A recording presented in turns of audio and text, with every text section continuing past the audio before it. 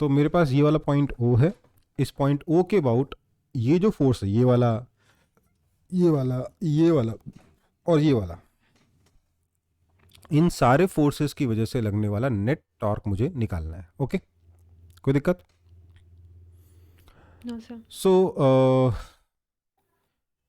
मैं सबसे पहले इसका निकाल लेता हूँ क्योंकि सब कुछ आसान है। 4 centimetre into 10 Newton.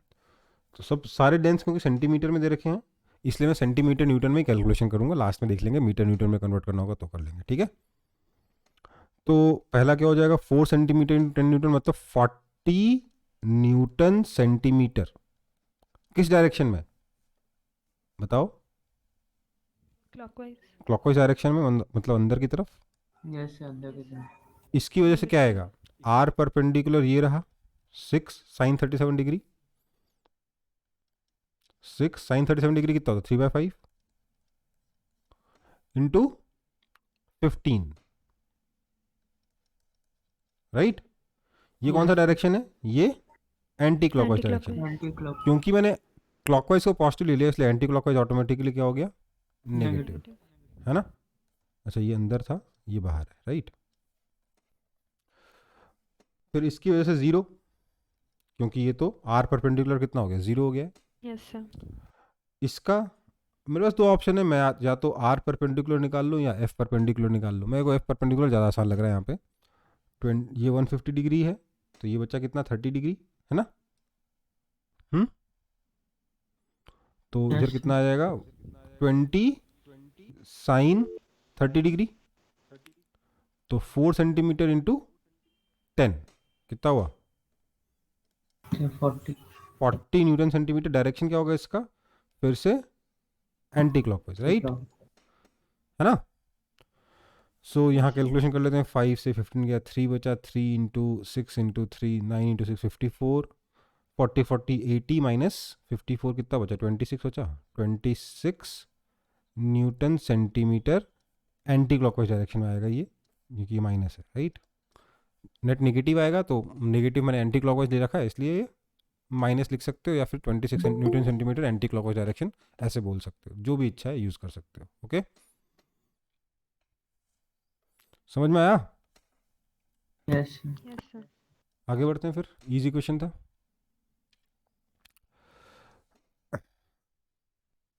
A uniform rod of length L lies on a smooth horizontal table. A particle moving on the table strikes the rod perpendicularly at an end and stops.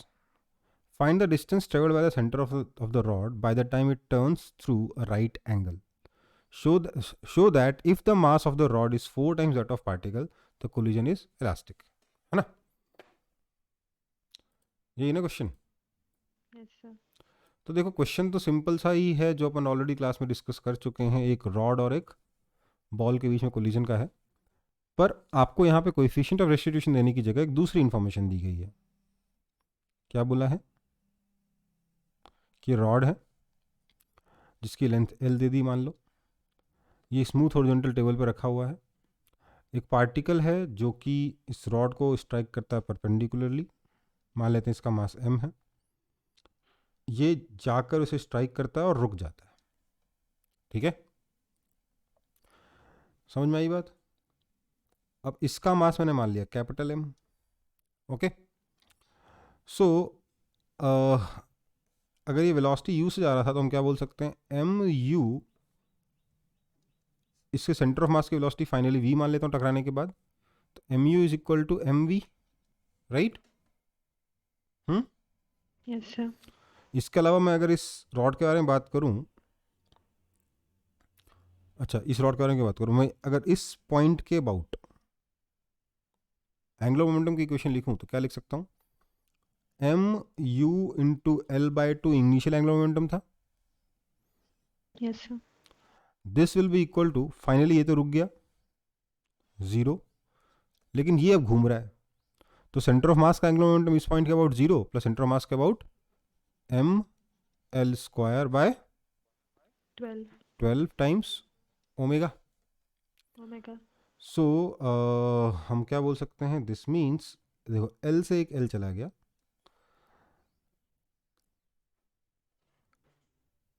Omega is equal to कितना आया 6 MU m u by capital M into capital L, right?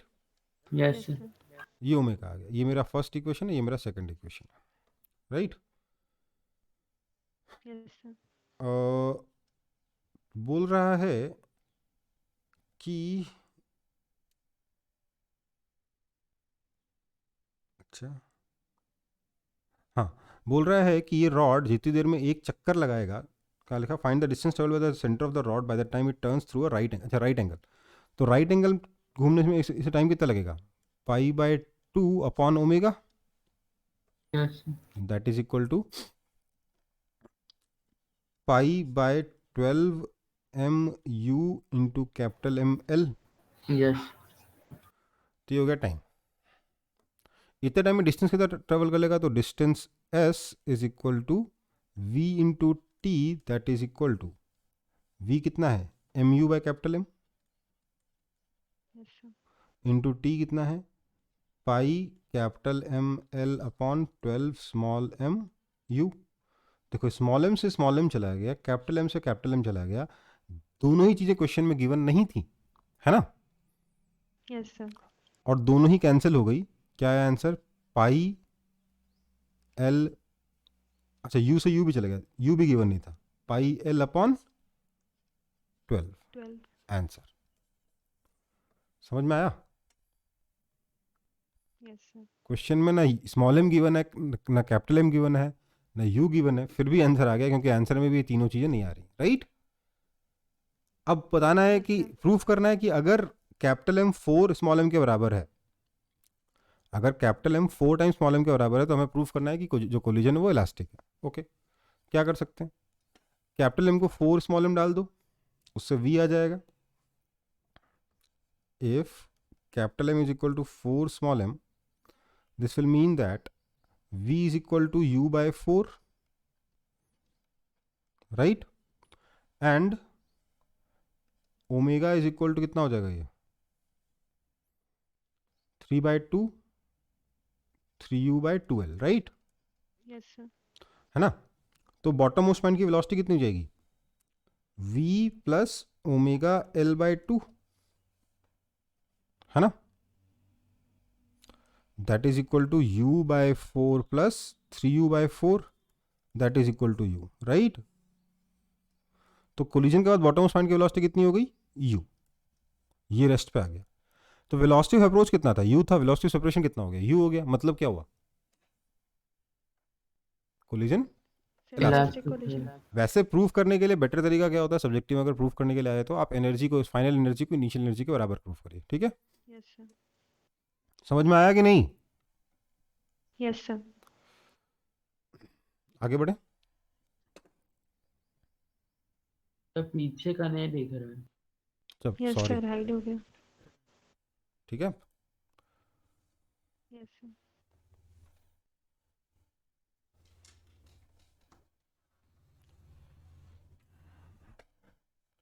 क्या पहले वाला ही ठीक था क्या? मुझे लगा इसमें थोड़ा, उसमें थोड़ा छोटा दिख रहा था, इसलिए ऐसे कर लिया मैंने।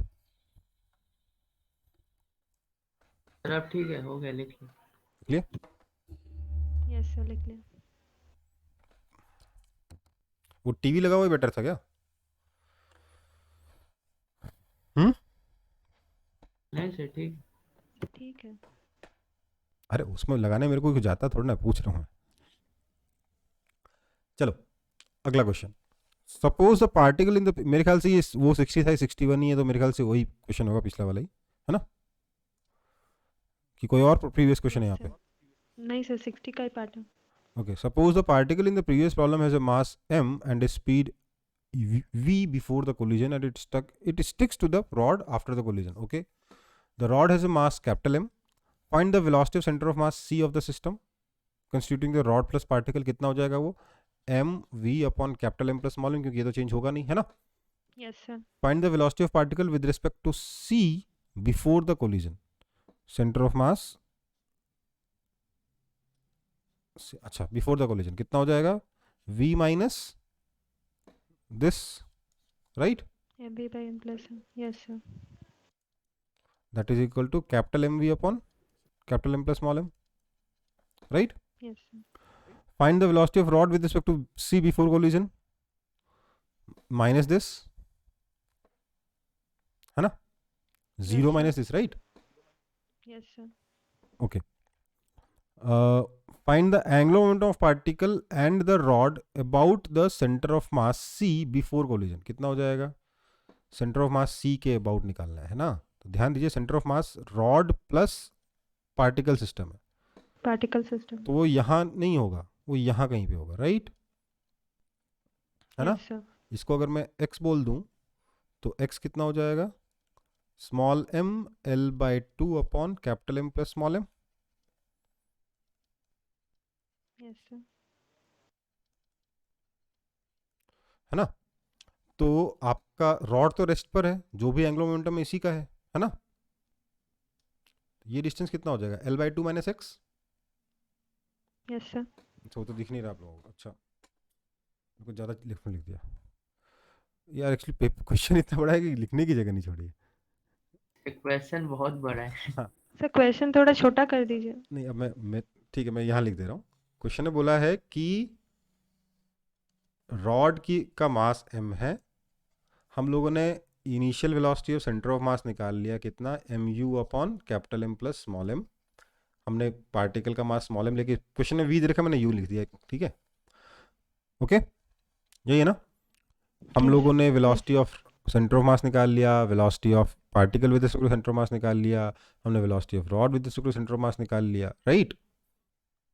है ना? Yes, sir. सो अब बोल रहा है कि जो रॉड प्लस पार्टिकल का जो सेंटर ऑफ मास है वो तो यहाँ कहीं आएगा ना, C। Yes, sir. मैं सिर्फ y में इंटरेस्टेड हूँ क्योंकि वेलोसिटी इसके परपेंडिकुलर डायरेक्शन है, राइट? मतलब वेलोसिटी के जो परपेंडिकुलर डिस्टेंस है उसमें इंटरेस्टेड हूँ, ओके? Yes, sir. ये C वेलोसिटी UC से जा रहा है उधर, जब टकराएगा तो ये C यहाँ पहुंच चुका होगा, है ना? Yes, sir. समझ में आया? Yes, sir. ओके, सो मैं अगर सिर्फ y में इंटरेस्टेड हूँ, मैंने बोला ये x में निकाल सकता हूँ या ये y में निकाल सकता हूँ, तो y कितना हो जाएगा? सर y हो जाएगा m into L/2 upon small m plus capital M, right? अब सेंटर ऑफ मास से ये वाला डिस्टेंस कितना हो जाएगा? L/2 minus y, Minus y. Capital M into L/2 upon capital M plus small m, right? So angular momentum of particle P, इसका नाम P दे दिया मैंने, ठीक है? Of P with respect to centre of mass before collision is equal to कितना होगा?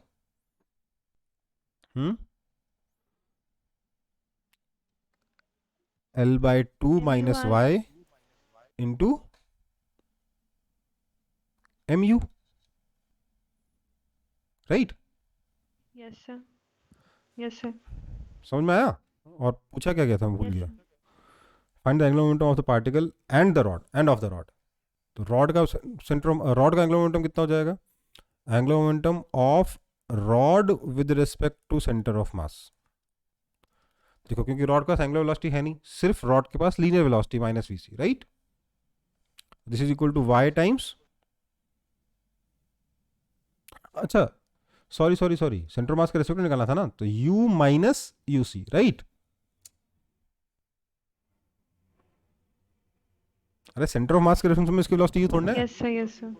और रॉड के क्या हो जाएगी? y टाइम्स यूसी माइनस वाला, डायरेक्शन सेम ही है, Yes, sir.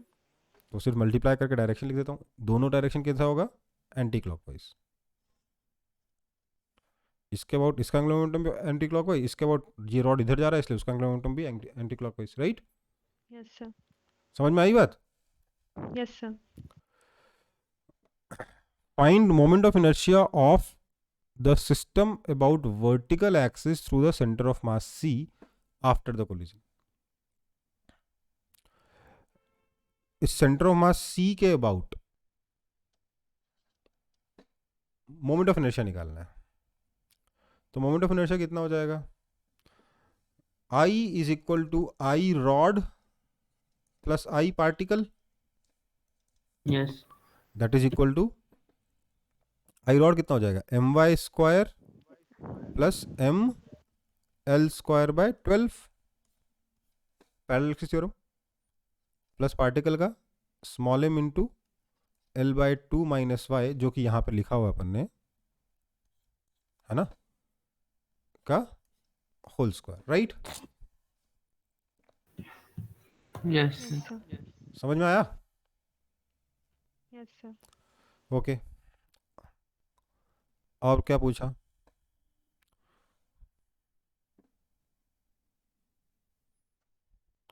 Find the velocity of the center of mass c and the angular velocity of the system about the center of mass after the collision. देखो centre of mass के, अच्छा velocity of centre of मास निकालना है, तो centre of मास की velocity change होगी नहीं, collision में कभी सेंटर ऑफ मास की वेलोसिटी चेंज हुई क्या? नहीं। हाँ सर। बोला हाँ एक सर। सेंटर ऑफ मास के रेस्पेक्ट में इसकी एंगुलर वेलोसिटी बताओ, थोड़ी सीधी सी बात है, ओमेगा कितना हो जाएगा? ये जो आई निकाला है, that I omega is equal to L1 and L2, तभी ना एंगुलर मोमेंटम कंजर्व रहेगा सेंटर ऑफ मास के about. Yes, sir. Done? Yes, sir. है ना? देखो मैं क्या करता था जनरली क्वेश्चन सॉल्व करते वक्त, मैं आपको ये वाला स्टेशनरी एक्सेस ले लेता था, है ना, Yes, sir. जिससे मेरे को इसकी वेलोसिटी का के बारे में दिमाग नहीं लगाना पड़े।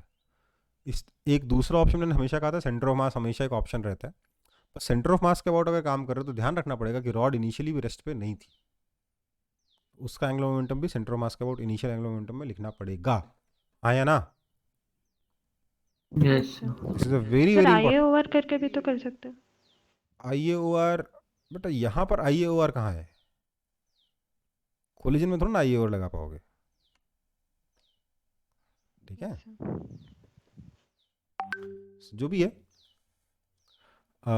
ये जो है ना आपका, this is very very important, इसी को लोग मिस कर जाते हैं जब क्वेश्चन सेंटर ऑफ मास के रेफरेंस में सॉल्व कर रहे होते हैं, कि भैया रॉड का भी एंगुलर मोमेंटम है सेंटर ऑफ मास के रेफरेंस फ्रेम में, है या नहीं है? Yes, sir. है। Yes. sir. समझ में आया? Yes, sir. कॉपी कर लो फिर, बहुत लंबा क्वेश्चन है यार, बोर हो गए? बोर तो नहीं हुए? समझ, ठीक है, बोर होने लायक क्वेश्चन तो नहीं था। तो सारा चीज जो भी पूछ सकता था सब पूछ लिया।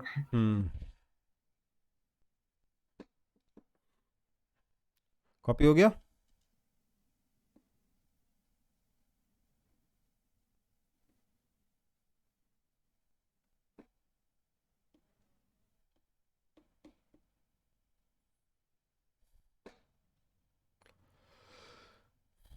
Yes, sir. Done.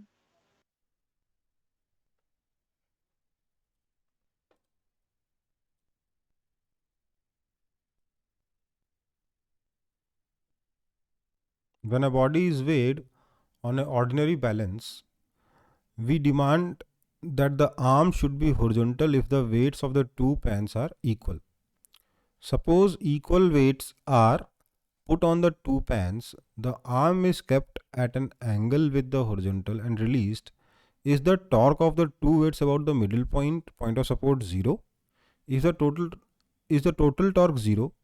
If so, why does the arm rotate and finally becomes horizontal?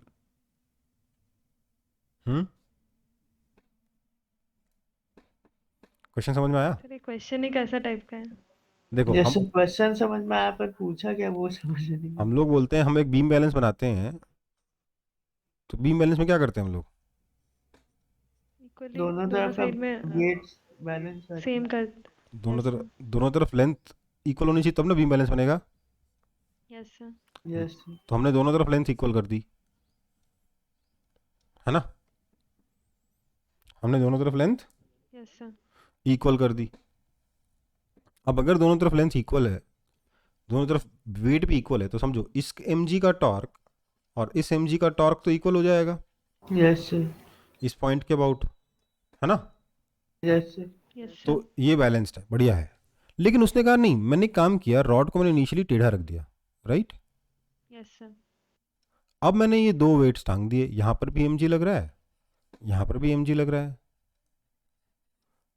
तो अब अभी भी तो परपेंडिकुलर डिस्टेंस तो इधर वाला और इधर वाला इक्वल ही है ना, यस सर, Yes, sir. तो इसका टॉर्क और इसका टॉर्क तो बैलेंस हो जाएगा। Yes sir, Yes, sir. तो फिर हम क्यों एक्सपेक्ट करते हैं कि जब चीजें बैलेंस होंगी तो ये सीधा हो जाएगा? हम्म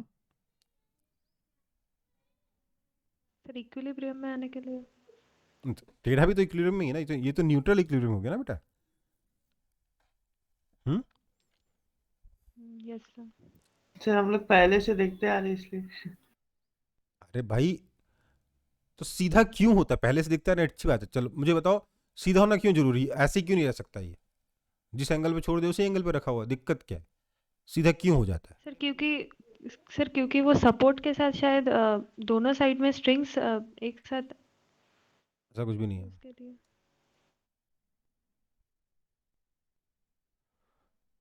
बात समझो, ये जो रॉड है, इस रॉड के बारे में सोचो। ये रॉड ऐसा है,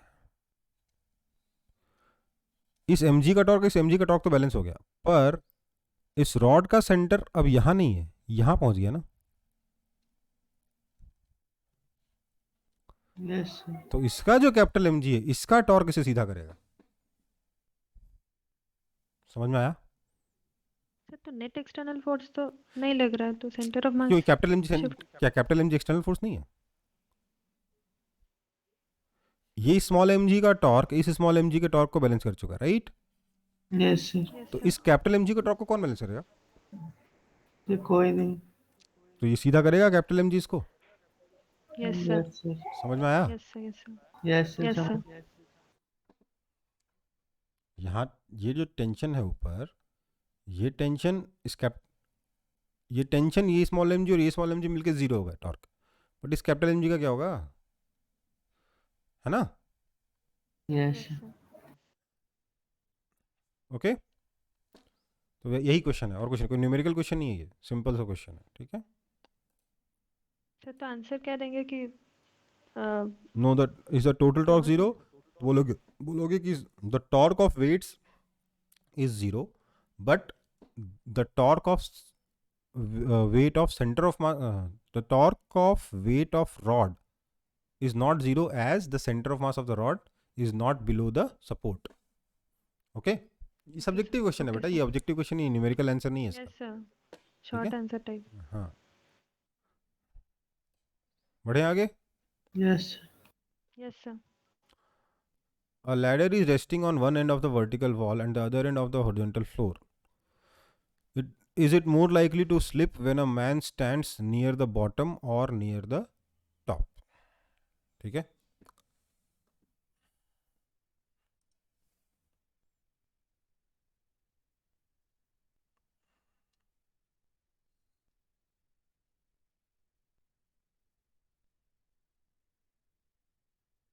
देखो ये लैडर है, अगर ये स्लिप नहीं कर रहा तो ये वाला पॉइंट हिंज्ड है ना, एक तरीके से। Yes sir, yes sir. आदमी यहां खड़ा होगा, देखो लैडर के खुद के वेट का टॉर्क तो लग ही रहा होगा। आदमी यहां खड़ा होगा तो इसके mg का भी टॉर्क लगेगा, इस पॉइंट के अबाउट लगेगा कि नहीं? Yes sir, yes sir. उसको बैलेंस कौन करेगा? इन दोनों फोर्सेस के टॉर्क को बैलेंस कौन करेगा? यहाँ का नॉर्मल फोर्स। यस, अगर कैपिटल mg आगे बढ़ेगा, अच्छा यहाँ से जो ये n2 है, यहाँ से जो n1 है, वो क्या करेगा? वो सिर्फ और सिर्फ कैपिटल mg और स्मॉल mg को बैलेंस करेगा, और यहाँ का जो फ्रिक्शन है, this friction will balance n2। Yes और नो? Yes sir. है ना? होगा ना? नाउ अगर ये कैपिटल mg मूव करके इधर चला जाए तो इधर वाला टॉर्क इंक्रीज होगा, तो अपोजिट बैलेंस करने के लिए n2 को इंक्रीज करना पड़ेगा। n2 इंक्रीज होगा तो फ्रिक्शन इंक्रीज होगा। हो सकता है वो फ्रिक्शन लिमिटिंग वैल्यू से बाहर चला जाए, उस केस में क्या होगा? रॉड, सॉरी जो लैडर है वो स्लिप हो जाएगी। हाँ है ना? तो सर और एक बार बोल दीजिए ना। चलो वापस देखते हैं, ये स्मॉल mg और कैपिटल mg का जो टॉर्क लग रहा है इस एक्सिस के अबाउट, उसको बैलेंस कौन कर रहा है? n2 का टॉर्क बैलेंस कर रहा है ना? Yes sir. अगर ये आदमी लैडर पे ऊपर चढ़ता है, ऊपर जाता है, तो क्या होगा? कैपिटल mg का टॉर्क इंक्रीज करेगा कि डिक्रीज करेगा? इंक्रीज करेगा। इंक्रीज करेगा, तो उसको बैलेंस करने के लिए n2 को क्या करना पड़ेगा? इंक्रीज। N2 इंक्रीज हो गया तो N2 को बैलेंस करने के लिए फ्रिक्शन को क्या करना पड़ेगा? हाँ, फ्रिक्शन को भी इंक्रीज करना पड़ेगा। लेकिन फ्रिक्शन तो एक लिमिट से ज़्यादा हो ही नहीं सकता क्योंकि नॉर्मल कांस्टेंट है capital mg plus small mg। Yes sir. तो अगर फ्रिक्शन उस म्यू इंटू N1 को क्रॉस कर जाए क्योंकि N2 इंक्रीज कर रहा है, उस केस में क्या होगा? स्लिप कर जाएगा, है ना? Yes sir. समझ में आई यस बात? सर। तो तो आंसर क्या होगा? Is it more likely to slip when the man stands near the bottom or near the top? तो आंसर क्या है? Near the top. टॉप। जब आदमी ऊपर खड़ा होगा ना तो स्लिप करने के चांसेस ज़्यादा है। ये शायद आप लोगों ने देखा भी हो प्रैक्टिकल लाइफ में, कभी किसी को मजदूर को चढ़ते हुए लैडर पे। तो अगर आप अभी तक तो नहीं देखा होगा, पर अगर कभी इस तरीके से सीढ़ी पे चढ़ते हुए देखोगे किसी को, तो यू विल रियलाइज कि हाँ, जैसे जैसे ऊपर जा रहा है ना, ये फिसलने को तैयार हो रही सीढ़ी। ठीक है, मतलब आपको आंखों से दिख जाएगा, वो इतना एविडेंट होता है। आगे बढ़े। सर ये तो IOR से नहीं हुआ ना? ये बेटा IAOR तो एक ही केस में यूज होगा ना बेटा, जब मोशन हो रहा होगा तब तो IAOR के बारे में बात करेंगे। जब मोशन हो ही नहीं रहा तो IAOR क्या लगाएंगे बताओ? IAOR तो इंस्टेंटेनियस एक्सिस ऑफ रोटेशन है, रोटेशन ही नहीं हो रहा है, यहाँ तो इक्विलिब्रियम के बारे में बात चल रही है, राइट? ओके। Okay sir. हर जगह थोड़ा ना IAOR लग जाएगा। चलो, when tall buildings are constructed on earth the duration of day night slightly increases, is it true? yes, बताया था ना। Yes sir, moment of inertia increase करेगा। I increases, omega omega decreases. Time period. Time increase. Yes sir. ठीक है, yes sir. चलो। A solid sphere is set into motion on a rough horizontal surface with a linear velocity v in the forward direction and angular speed v by r in the anti-clockwise direction as shown in figure। मतलब velocity उधर दी, angular velocity इधर दे दी। और solid sphere, find the linear speed of the sphere when it stops rotating and b when slipping finally ceases and pure rolling starts। Okay, समझ में आया? Yes sir. तो क्या होगा, यहां से एक स्टेप ऐसा आएगा कि इसकी एंगुलर वेलोसिटी 0 हो चुकी है और इसकी वेलोसिटी v1 हो चुकी है, राइट? फिर एक स्टेप ऐसी आएगी जब एंगुलर वेलोसिटी आगे की तरफ हो चुकी है, इसकी लीनियर वेलोसिटी v2 हो चुकी है, एंगुलर वेलोसिटी ओमेगा डैश कितना हो जाएगा? v2 by r, है ना? Yes sir. V2 by R। ये आपको ये v1 और ये v2 दोनों बताना है। Okay, yes sir. समझ में आया? देखो, इतना ध्यान रखना है कि तीनों ही केसेस में रहेगा इसी स्ट्रेट लाइन में। तो मैं क्या कर रहा हूँ, इस पॉइंट के अबाउट एंगुलर मोमेंटम कंसिडर कर दे रहा हूँ। क्या लिखूंगा? m sorry r times mv minus, क्योंकि सॉलिड स्फीयर है इसलिए 2/5 5 m mr square omega omega. Is equal to, इसमें क्या हो जाएगा? r टाइम्स m v2, क्योंकि एंगुलर वेलोसिटी खत्म हो गई, 0 हो गई, V2। Right? Yes sir. So this means कि आपका v2 कितना आया? v माइनस, इसमें से भी आर एम सब घटा दो तो कितना हो जाएगा? 2/5 R omega. 2/5 r omega naught. Omega naught. Omega naught कितना है? v by r, V by R। so that is equal to 3/5 v, right? Yes sir. फिर मेरा ये v1 है, सॉरी, है ना? ये v1 है ना? v2 निकालने के लिए क्या करूंगा? R M V minus 2/5 M R square omega nought, basically 2/5 R M V है ना, इज इक्वल टू क्या हो जाएगा यहाँ पे? R M V two plus 2/5, क्या लिखेंगे? आर एम वी टू ही आएगा ना, वी टू ओमेगा डैश की वैल्यू v2 by r डाल के, है ना? Yes sir. So this means v2 is equal to 3/7 v। Okay,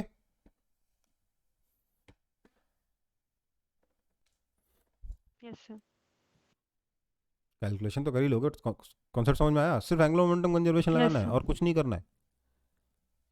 मैंने बोला था ना दूसरा मेथड एंगुलर मोमेंटम कंजर्वेशन वाला, वो ऐसे क्वेश्चन में बहुत ज़्यादा यूजफुल हो गया ना, नहीं तो इसको सॉल्व करने में समझ रहे हो कितनी दिक्कत होती, प्रॉपर एनालिसिस से करते यस तो सर। कितनी कैलकुलेशन हो जाती है ना।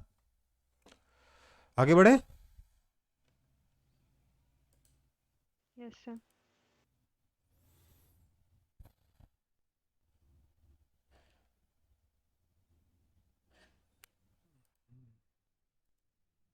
A meter stick weighing 240 gram is pivoted at its upper end and in such a way that it can freely rotate in a vertical plane through its end. A particle of mass 100 gram is attached to the upper end of the stick through a light string of length 1 meter. Okay. Initially, the rod is kept vertical and the string horizontal when the system is released from rest. The particle collides with the lower end of the stick and sticks there. Find the maximum angle through which the stick will rise. देखो बेटा, ये question कुछ खास नहीं है। यहां से यहां तक आप एनर्जी कंजर्वेशन लगाओगे, फिर ये दोनों चिपक जाएंगे तो क्या करोगे, इस पॉइंट के अबाउट एंगुलर मोमेंटम कंजर्वेशन लगाओगे, उससे ओमेगा आ जाएगा। फिर आप रॉड प्लस पार्टिकल सिस्टम के लिए एनर्जी कंजर्वेशन लगाओगे। ओके, समझ में आया? Yes sir. तो शुरुआत करते हैं। यहां से इसकी इनिशियल वेलोसिटी 0, टकराने के पहले इसकी वेलोसिटी v1 कितनी हो जाएगी, v1 is equal to √2gl हो जाएगी। Yes sir. फिर क्या लिखोगे, मास कितना है, 240 ग्राम, इसको मैं m2 बोल देता हूँ, इसको m1 बोल देता हूँ। m2 कितना दे रखा है, 240 ग्राम दे रखा है, और m1 कितना दे रखा है, 100 ग्राम दे रखा है ना। अब क्या बोलोगे, m1 l times m1u is equal to, ऐसे कर लो, m2 l square by 3 plus m1 l square, ये मोमेंट ऑफ इनर्शिया हो जाएगा टकराने के बाद, चिपकने के बाद, रॉड का ml स्क्वायर बाय 3 और पार्टिकल का, यस सर। है ना। m1 square. So this is equal to, अच्छा, into omega, right. So this means omega आ गया, है ना। ये क्या है आपका, आई है ना। This is moment of inertia after collision. ठीक है, इसका क्या करोगे, ये जो हाफ आई ओमेगा स्क्वायर है, this will cause rise in the centre of mass, है ना। Yes sir. Half I omega square, ये जो kinetic energy it will convert into potential energy. So this is equal to, ध्यान दीजिएगा, m2g, sorry, m2g l by 2 into 1 minus cos theta plus m1g l into 1 minus cos theta. समझ में आया? यहाँ m2 है effectively, यहाँ m1 है, इधर घुसा तो इसकी हाइट कितनी हो गई, l बाय 2 कॉस थीटा, और इसकी हाइट कितनी हो गई, l कॉस थीटा। तो राइज कितना हुआ, yes sir. l by 2 into 1 minus cos theta, yes sir. l into 1 minus cos theta. समझ में आया? यस सर, समझ गए। बेसिकली वो जो क्वेश्चन कराया था ना मैंने आपको, जो बाल्टी गिरा पानी में, पानी भर के ऊपर चढ़ गया, वही क्वेश्चन है, बस थोड़ी कैलकुलेशन ज़्यादा है। Yes sir.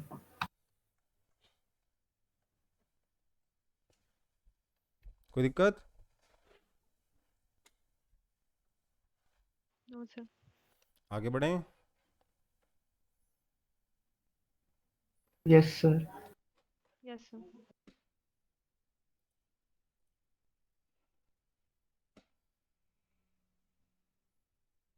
कितने बड़े बड़े क्वेश्चन दिए, कौन सा डाउट, कौन सा 63 की 64? 64 63 क्यों डाल दिया पूरा पूरा? सर, उसका ही अच्छा, मतलब प्रीवियस पार्ट है क्वेश्चन है, ना। ओके, मतलब पढ़ने के लिए मुझे होमवर्क दे दिया है ना। 2 balls Yes, A and B each of mass m are joined rigidly to the end of a light rod of length L. The system translates on a frictionless horizontal surface with velocity v naught in the direction perpendicular to rod. A particle p of mass m is kept at rest on the surface, sticks to the wall A as the ball collides with it. Okay. Find the linear speed of the ball A and B after collision. B, the velocity of center of mass C of the system A plus B plus P, and C, the angular speed of system about C after the collision. C क्या था? अच्छा, C center of mass था. Center of mass. Suppose the rod with the ball A and B of previous problem is clamped at the center in such a way that it can rotate freely about the horizontal axis through the clamp. The system is kept at rest in a horizontal position. The particle P of the same mass M is dropped from a height h on ball. What a horizontal axis, okay. M is dropped from height h on the ball B. The particle collides with B and sticks to it. Find angular momentum and angular speed of system just after the collision. Okay. What would be the minimum value of h so that the system makes a full rotation after the collision? देखो यार, second question का पहले question से कोई लेना देना नहीं है, जबरदस्ती इन द प्रीवियस सॉल्यूशन दे दिया उसने. ठीक है, बोला एक मासलेस रॉड है जिसको हमने यहाँ पे ऐसे क्लैंप कर दिया है, इसका बॉडी घूम सकता है. इधर लगा हुआ है ए, इधर लगा हुआ है बी. इसका मास भी m है, इसका मास भी m है, और p का मास भी m ही है ना. Yes sir. हाँ, p का मास भी m है. ये हाइट h से गिरता है और जाके इस b पे चिपक जाता है. ठीक है, आपको बताना है टकराने के जस्ट बाद इसकी एंगुलर वेलोसिटी कितनी हो जाएगी. ये पूछा ना पहले, angular momentum and angular speed of system just after the collision. तो टकराने के जस्ट पहले इसका वेलोसिटी कितना होगा, √2gh है ना.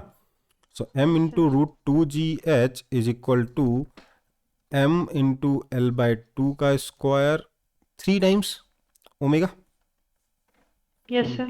जैसे यहाँ पे एक और आएगा l by 2, right. Angular momentum conserve कर दिया इस एक्सिस के अबाउट, राइट. Yes sir. क्योंकि एक्सटर्नल फोर्स जो भी लगेगा इम्पल्सिव, वो इसी एक्सिस पे लगेगा, राइट. यही एक्सिस लगाएगा, है ना. तो उस इस एक्सिस के फोर्स का जो इम्पल्स होगा वो तो एक्सिस के अबाउट उसका टॉर्क 0 हो जाएगा ना.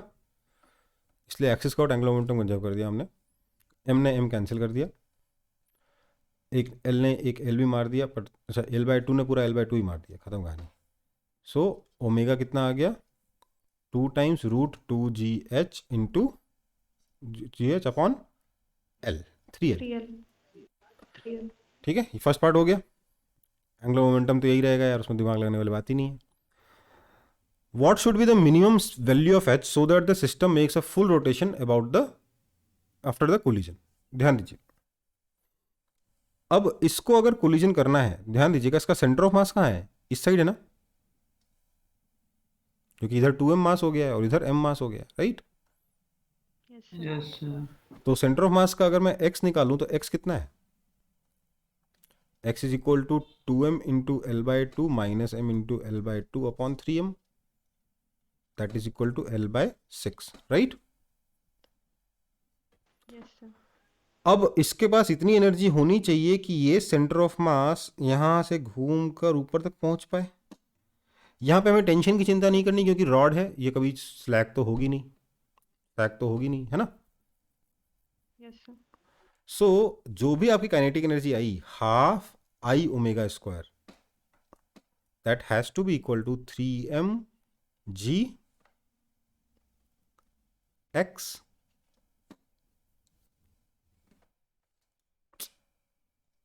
दो बार g क्यों लिखा मैंने, 3m मास, एक साइड से उसकी पोटेंशियल हाइट बढ़ानी है सेंटर मास की, तो समझ में आया, राइट. आप ऐसे भी बोल सकते थे सर कि ये 2m मास तो ऊपर चला जाएगा और ये m मास नीचे चला जाएगा, तो 2m g l by 2 minus m g l by 2, तो m g l by 2 आ गया कि नहीं आ गया फिर से. Yes. वो जो पोटेंशियल एनर्जी में चेंज आ रहा है उसको कैलकुलेट करने के लिए आप ये भी कर सकते थे. मैं इनफैक्ट एग्जाम में यही करता, बट आप लोगों को सिखाने के लिए कर. ओके, अब ओमेगा हम लोग ऑलरेडी निकाल चुके हैं. जी. हाँ X क्यों, कैसे समझ में नहीं आ रहा. बेटा, ये जो सेंटर ऑफ मास है, इसको यहाँ से घूम के यहाँ जाना है, मतलब अभी इसकी हाइट इसके बराबर है, हिंज के बराबर है, इसको हिंज से एक साइड ऊपर तक जाना होगा, राइट, क्योंकि घूमेगा तो एक साइड ऊपर चला जाएगा ना। तो Yes, पोटेंशियल एनर्जी में चेंज कितना होगा, mg x, लेकिन m कितना 3m। 3m. Yes, sir. समझ में आया? आई हम लोग ऑलरेडी निकाल चुके हैं, है ना। Yes, sir. सो क्या हो जाएगा, half into 3ml² by 4 omega is equal to mgl by 2, है ना। अब आप इसमें कैलकुलेशन कर लो, क्योंकि ओमेगा की वैल्यू भी डालनी पड़ेगी, राइट, Yes, sir. है ना। तो सबसे सॉल्व करके आंसर मिल जाएगा,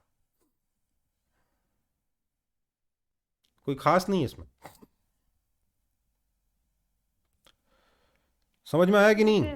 हाँ, सर कोलिजन तो इलास्टिक पर कुछ बोला नहीं है, तो हम लोग एनर्जी कंजर्वेशन ऐसे लगा सकते हैं। हम लोगों ने कोलिजन में कहाँ एनर्जी कंजर्वेशन लगाया, एनर्जी कोलिजन में तो हम लोगों ने एंग्लो मोमेंटम कंजर्वेशन लगाया, एंग्लो मोमेंटम का कंजर्वेशन लगाया, राइट।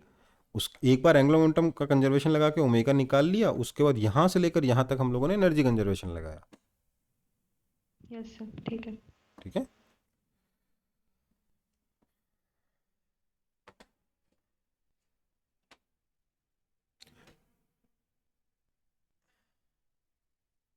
आगे बढ़े। Yes sir. तो यही कंफ्यूजन हो रहा है ना आपको कि कहाँ एनर्जी कंजर्वेशन लगाना है, कहाँ एंग्लो मोमेंटम कंजर्वेशन लगाना है, कहाँ मोमेंटम कंजर्वेशन लगाना है। Yes sir. कुछ क्लियर हो रहा है कुछ? यस सर, अभी क्लियर हो रहा है। Figure 8E15 shows a smooth track, a part of which is a circle of radius r. A block of mass m is pushed against a spring of spring constant k, fixed at the left end and then released. Find the initial compression of the spring provided the block presses the track with a force mg when it reaches a point p where the radius of track is horizontal. ठीक है, जो भी है। अच्छा, point p जहाँ पे उसका radius horizontal हो जाता है। ओके, समझ में आया क्वेश्चन? Yes sir. तो भैया सीधी सी बात है, यहां पर नॉर्मल फोर्स कितना होना चाहिए, mg होना चाहिए, राइट। Yes sir. मतलब अगर इसकी वेलोसिटी v है तो mg is equal to mv² by r, right. Yes sir. This implies v is equal to root gr यहाँ पर। दैट मीन्स यहाँ पे वेलोसिटी v1 v0 कितना हो जाएगा, आप आराम से एनर्जी कंजर्वेशन लगा के निकाल सकते हो, कितना हो जाएगा, रूट 3gr। यहाँ पे रूट gr है तो यहाँ कितना हो जाएगा, root 3gr। Okay, yes sir. तो half kx² is equal to half m into 3gr root v², है ना। Yes sir. हाफ ने हाफ मार दिया, this implies x is equal to 3mgr by k का रूट। Okay, yes sir. आगे बढ़े।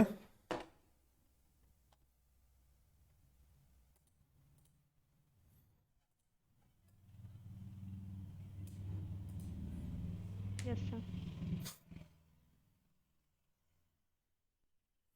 अगला question, a smooth sphere of radius r is made to translate in a straight line with a constant acceleration a। Smooth sphere है जिसका radius r दे दिया, it is, ठीक है। A particle kept on the top of the sphere is released from there at zero velocity with respect to the sphere. Find the speed of the particle with respect to the sphere as a function of angle theta it slides.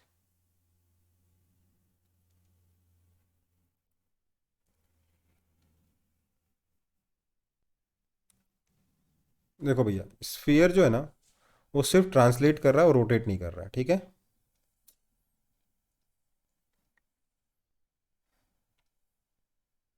ये sphere है, ये सिर्फ translate कर रहा है, acceleration ए से ये rotate नहीं कर रहा है। ओके, इसके ऊपर हम लोगों ने एक पार्टिकल रखा है जिसको यहाँ से स्लाइड करने के लिए छोड़ दिया है। बोला है कि जब ये एंगल थीटा से स्लाइड कर जाएगा तो इस पार्टिकल की स्पीड कितनी होगी with respect to sphere.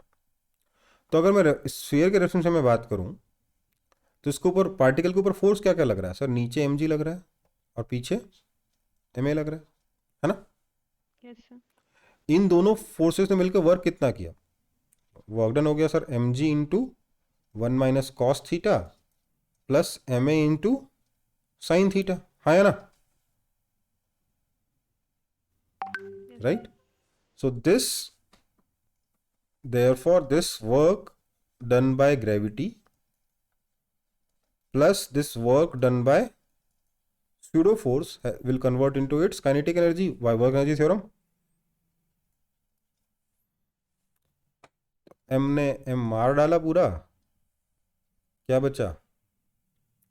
v is equal to under root of 2g into 1 minus cos theta plus 2a sine theta. Answer. Question भी छोटा, उसको क्वेश्चन भी बड़ा, आंसर भी बड़ा, पर सॉल्यूशन एक लाइन का, हाँ या ना? Yes sir. समझ में आ रही बात? यही दे रखा ना आंसर? सर एक मिनट देख लेता हूँ। यही दे रखा है, सोचने वाली क्या बात है इसमें?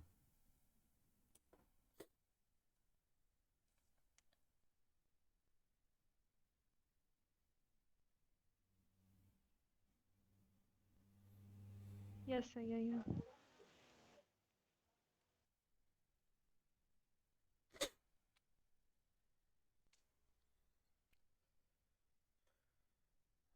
आगे बढ़े।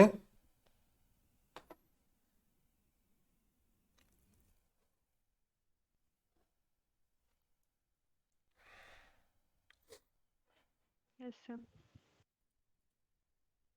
A chain of length L and mass m lies on a surface of a smooth sphere of radius r greater than L। Okay, एक चेन दे दिया है जो कि आपके एक सरफेस पे रखा हुआ है स्फीयर के, जिसका रेडियस लेंथ से बड़ा है, with one end tied to the top of the sphere। okay, find the gravitational potential energy of the chain with reference level at the center of the sphere। okay, suppose the chain is released and slides down the sphere, find the kinetic energy of the chain when it has slid through an angle theta, find the tangential acceleration dv by dt of the chain when the chain starts sliding down। okay, क्या करेंगे भैया? ये question थोड़ा सा मतलब वो question है जो हम लोगों को जब पढ़ाते थे सर तो बड़े खुश होकर कराते थे कि भाई क्या क्वेश्चन कराया है, पर उतना डिफिकल्ट है नहीं। मतलब सर आपके लिए तो सब इजी है। नहीं, उतना डिफिकल्ट कभी भी नहीं था। वो सर बड़ा ही भयंकर एनालिसिस करवाते थे।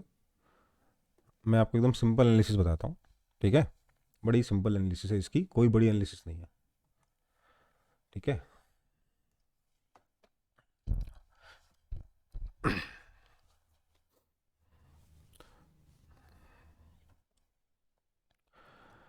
देखो, बोला है कि एक स्फीयर है, मैंने मेरे को क्योंकि पूरे स्फीयर की मेरे को जरूरत नहीं, मैं एक हेमिस्फीयर बना रहा हूँ, कोई दिक्कत? No sir. अब इसके ऊपर एक रॉड रखा, चेन रखी हुई है, इसका स्फीयर का रेडियस कितना है? आर है। इसके ऊपर एक चेन रखी हुई है जो यहाँ से शुरू होती है और यहाँ पे कहीं पे ख़त्म हो जाती है, इसकी लेंथ एल है। पहले पार्ट में मुझसे क्या पूछा गया कि बताओ इसकी ग्रेविटेशनल पोटेंशियल एनर्जी कितनी है ना? तो समझिए बात को, ये लेंथ अगर एल है, इसमें कैलकुलेशन होगी, फर्स्ट पार्ट में कैलकुलेशन होगी क्योंकि लेंथ बहुत छोटी भी नहीं है, नॉर्मल दे रखी है, राइट? इसकी ग्रेविटेशनल पोटेंशियल एनर्जी निकालने के लिए मुझे पहले इसका सेंटर ऑफ मास चाहिए होगा, है ना? Yes sir. अब देखो सेंटर ऑफ मास का हमें तो एक ही फॉर्मूला याद है ना, दिक्कत वहाँ है। हमें ये एंगल थीटा के टर्म्स में ये वाला सेंटर ऑफ मास का फॉर्मूला पता है कि सेंटर ऑफ मास कहाँ लाई करेगा, ये वाला डिस्टेंस आर पता है, राइट? Yes, sir. आर कितना होता है? R sine theta by 2 upon theta by 2, याद आया आर्क लेंथ का, Yes, sir. Yes, है ना? sir. तो इसका जो हाइट आएगा h, वो h कितना है?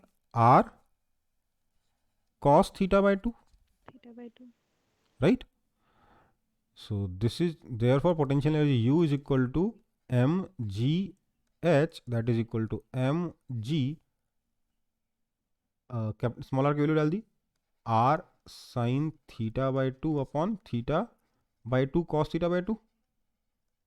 ओहो, इस 2 को ऊपर ले जाओ, क्या बन गया? साइन थीटा बन गया ये, Yes, sir. Yes, sir. That is equal to 2 mgr sine theta by, sorry 2 क्या है? 2 तो खत्म हो गया ना, mgr sine theta by theta, right? है ना? Yes, sir. समझ में आया? Yes, sir. तो कोई खास दिक्कत नहीं है, लोग इसके लिए, इस क्वेश्चन की वजह से ना लोग सेंटर ऑफ मास के अलग अलग फॉर्मूले याद कर लेते हैं, और आपको दूसरे फॉर्मूले भी बता देंगे कि भैया यहाँ पे ऑरिजिन लोगे तो सेंटर ऑफ मास कहाँ लाई करेगा एंड ऑल, ठीक है? या सीधा इसका ये कोऑर्डिनेट और ये कोऑर्डिनेट याद कर लेते हैं लोग, ठीक है, कर सकते हो, पर क्या जरूरत है? जरूरत है क्या? एक लाइन में तो आ गया है ना? Yes, sir. जबरदस्ती एक क्वेश्चन के लिए 50 चीज़ें याद कर लो, ऐसा थोड़ा ना होता है। तो एम जी आर साइन थीटा हमारे पास एनर्जी आ गई, पोटेंशियल एनर्जी आ गई फर्स्ट पार्ट की। Okay sir, done. First part तो सर डन हो गया। Second part, suppose the chain is released and slides down the sphere, find the kinetic energy of chain when it has slid through an angle theta. ठीक है, जब ये theta angle से slide कर जाएगा, अच्छा ध्यान दीजिए, यहाँ थीटा लिखना पड़ेगा ना भाई, दिस इंप्लाइज पोटेंशियल एनर्जी कितना आ गया बताइए? mg mg r sine l by R upon l by R, right? Yes, sir. है ना? फाइनल आंसर तो ये होगा ना फर्स्ट पार्ट का। Yes, sir. Yes, sir. कोई दिक्कत? अब ऑब्वियसली आपको जो आप बुक के पीछे देखोगे तो लिखा होगा mg r square by l into sine l by R, ठीक है, दैट इज फाइन, कोई दिक्कत नहीं है ना इसमें? No, sir. अबे थोड़ा सा मेरे से गड़बड़ हो गया कि इस क्वेश्चन में थीटा कुछ और दे रखा था, मैंने थीटा कुछ और ले लिया। मैंने थीटा ले लिया angle subtended by rod by R by chain, और इसमें थीटा नेक्स्ट पार्ट में किसी और चीज़ को दे रखा है, ठीक है? तो मैं काम कर रहा हूँ, मैं या तो इस पूरे चीज़ को चेंज करूँ या अपने सॉल्यूशन में बस थीटा को अल्फा बोल दूँ, ठीक है? Yes, sir. आगे से मैं इस थीटा को क्या की जगह यूज़ करूँगा? अल्फा यूज़ करूँगा। कोई दिक्कत? No, No, sir. sir. Okay, तो इसको मैं मिटा दे रहा हूँ, मिटा दूँ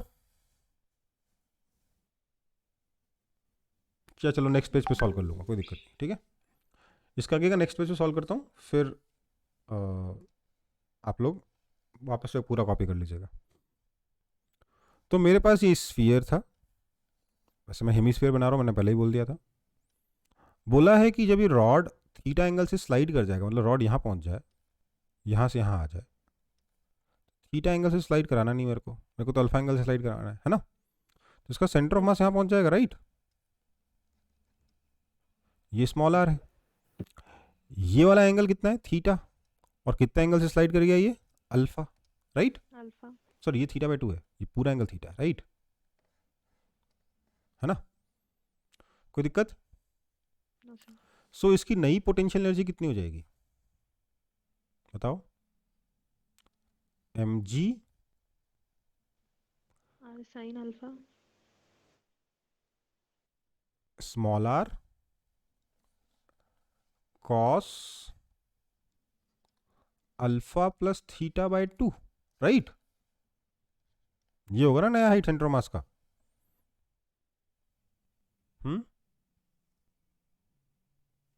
बोलो, Yes, sir. समझ में आया? ये एंगल थीटा बाय 2, ये एंगल अल्फा, तो ये स्मॉल आर डिस्टेंस कितने एंगल पर है? Alpha plus theta by 2 angle पर है ना? Yes, sir. समझ में आया? So loss in potential energy कितना होगा? u not minus U that is equal to M ji R, तो वहाँ पे भी था cos of alpha by 2 minus cos of, sorry cos of theta by 2 minus cos of alpha plus theta by 2, right? कोई दिक्कत? No sir. अब मुझे नहीं पता ये सिंप्लीफाई हो सकता है कि नहीं, ठीक है, but cos C minus cos D का फॉर्मूला लगा के देखते हैं। मतलब मैं रट के तो बैठा हूँ नहीं कुछ भी, हो सकता है उससे सिंप्लीफाई हो जाए ये। Cos C minus cos D का फॉर्मूला क्या होता है? cos c cos d minus sin c sin d। Sir -2 sine Sin plus D by 2 हम्म, C plus D by 2 into हाँ sin C बस ऐसे minus होगा। D by तो c प्लस डी बाई 2 करेंगे तो थीटा प्लस अल्फा बाई 2 आ जाएगा, और c माइनस डी बाई 2 करेंगे तो अल्फा आ जाएगा, है ना? चलो करके देखते हैं।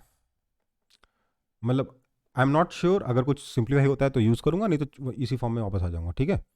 Okay, sir. तो this is equal to -2mgr into cos of C plus D by 2, cos of alpha by 2 plus theta sine of, कितना हो गया, सॉरी साइन, कॉस तो आएगा नहीं, साइन ही आएगा ना सिर्फ, Sir. Sine of C minus D by 2, इसमें से इसको सब्ट्रैक्ट किया तो sine of minus alpha by 2, right? Yes, sir. Sir sir तो आगे का माइनस हट जाएगा। आगे का माइनस इसको हट जाएगा क्योंकि साइन के अंदर माइनस, दिमाग लगाने वाली बात ही नहीं है। मुझे लग रहा है कि कुछ खास फायदा तो नहीं हुआ, बट फिर भी 2 टर्म से बेटर 1 टर्म लगती है, right? Yes, 2 M G sir. Small R है यस ना? सर। तो 2 एम जी स्मॉल आर कितना हो जाएगा? हम्म, Sir. l by theta। L by R sine theta by 2 upon theta by 2, है ना, into sine alpha by 2 two sine of theta plus alpha by 2। कुछ सिंप्लीफिकेशन नहीं हुआ, बट क्या कर सकते हो, है ना? yes, sir.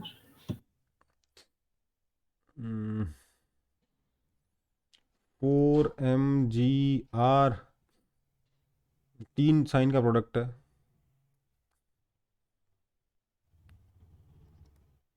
Bye theta into sine of theta by 2 into sine of alpha by 2 two sine of theta plus alpha by 2। ठीक है भाई, मतलब वो चॉइस अपन ये लिखना चाहें या ये लिखना चाहें, और यहाँ पे where theta is equal to L by R. तो इसका आंसर देखिएगा, किससे यार सिंप्लीफाई तो हो नहीं रहा है ये।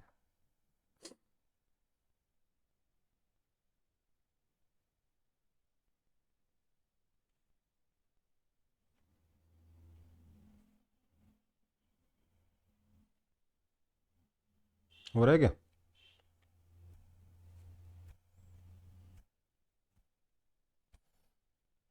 सर ये पार्ट बी का आंसर है ना? Hmm, sir m capital R square g by l hmm, into sine l by r plus sine theta minus sine theta plus l by r, ऐसे दिया हुआ है। वो यही दे रखा है फिर, ठीक है। अच्छा एक सेकेंड, तीनों प्रोडक्ट दे रखा है, यस तो इसी फॉर्म में दे रखा है ना, तो थीटा की जगह एल बाय आर डाल दो, वही आ जाएगा। क्या बोला? 4mg r upon L by R, तो 4mg r square by L, ठीक है, into sine of L by 2r into sine of L by R plus alpha by 2 into sine of alpha by 2, है ना? Question में जो theta दे रखा है उसकी जगह यहाँ पे अल्फा है हमारे पास, ओके? Yes. Yes sir. वही आ रहा है ना ऑलमोस्ट, मतलब ऑलमोस्ट आ रहा है कि सेम एग्जैक्टली आ रहा है। मतलब अगर आप अल्फा की जगह थीटा डाल दो और थीटा की जगह एल बाय आर डाल दो तो आंसर सेम हो जा रहा है ना? Yes Sir. ठीक है फिर। सर वो 4 तो कट जाएगा ना? 4 कहाँ कट रहा है बेटा? वो साइन के अंदर है बेटा एंगल्स। सर आंसर में 4 नहीं है, mr square by g। Answer में 4 नहीं है,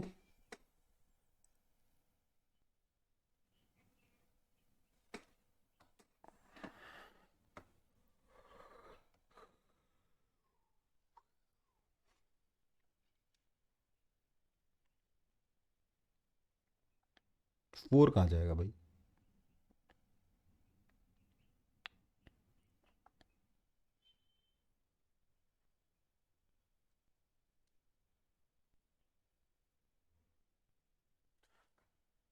साइन के अंदर क्या दे रखा है? साइन, तीनों बताओ मेरे को, क्या क्या कुछ जो आंसर में दे रखा है। Sir m capital R square g by l M capital R square G by L, चलो यहाँ से 4 हटा दिया, आगे क्या लिखा है?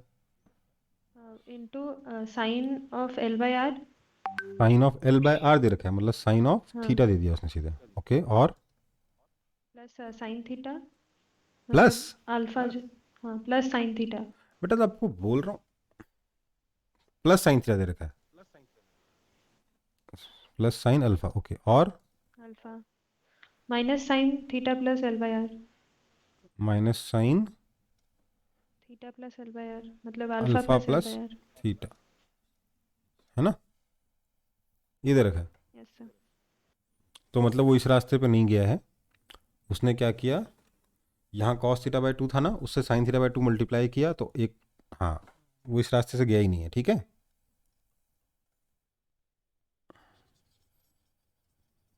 उसने सीधे काइनेटिक एनर्जी पूछी थी ना, काइनेटिक एनर्जी होगी तो लॉस इन पोटेंशियल एनर्जी के बराबर ही, राइट। Yes sir.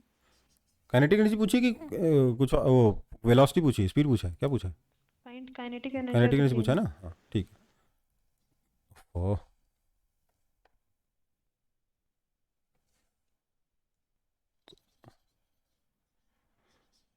मतलब उसने ये साइन सी माइनस साइन डी वाला form, cos C minus cos D वाला फॉर्मूला यूज नहीं किया, ठीक है। दैट इज इक्वल टू क्या आ जाएगा, देखो जरा यहाँ पे, एम जी इंटू आर की जगह capital R sine theta by 2 by theta by sine 2 theta by 2 upon theta by 2 into cos theta by 2 minus m ji r, अच्छा, into, sorry, minus cos alpha plus theta by 2, यही है ना अपना answer, right. Yes, sir. This is equal to theta by 2 का 2 पर चला गया, m जी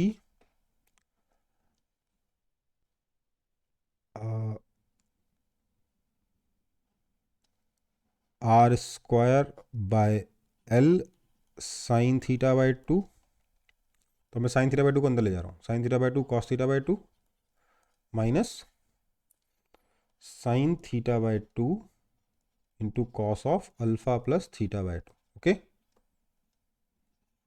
2 को अंदर ले आते हैं तो ये तो साइन थीटा बन जाएगा,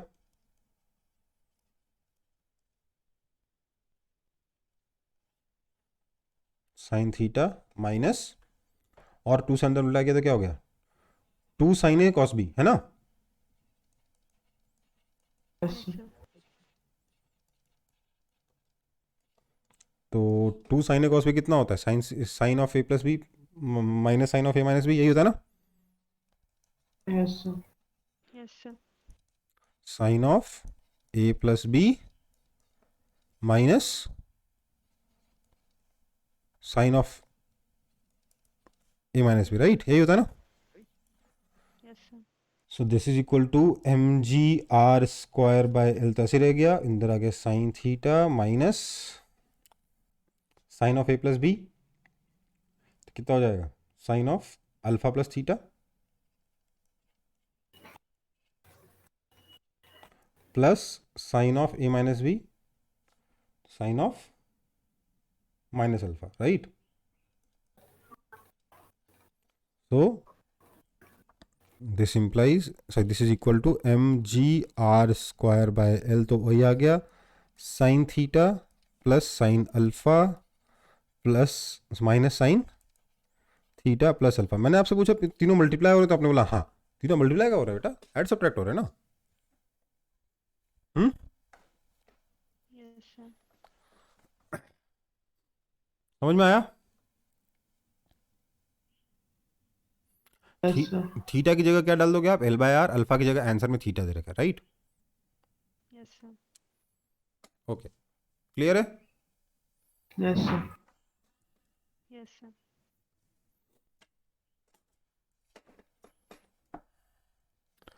आगे बढ़े या पीछे वाला कॉपी करना है? अच्छा, थर्ड पार्ट बाकी है. Find the tangential acceleration dv by dt of the chain when the chain start sliding down. जब चेन स्लाइडिंग स्टार्ट करता है उस वक्त आपको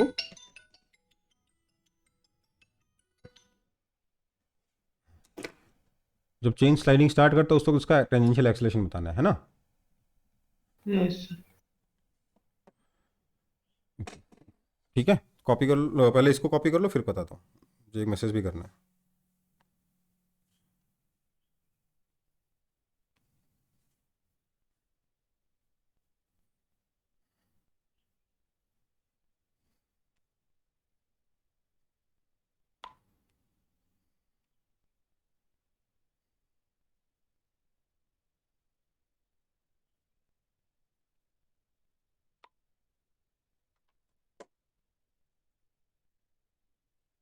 Sir, वो next पेज दिखाएं. Yes, sir. हो गया. Okay,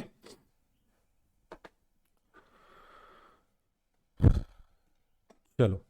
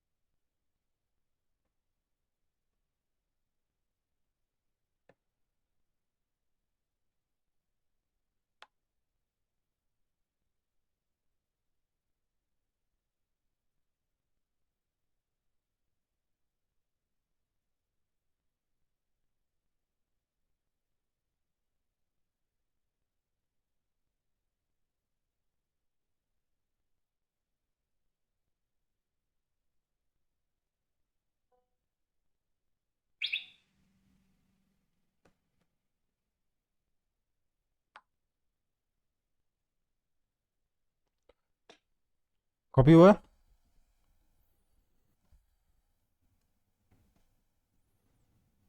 yes sir. चलो, अगले पार्ट में हमसे पूछा गया है इस चेन का इनिशियल एक्सेलरेशन बताओ.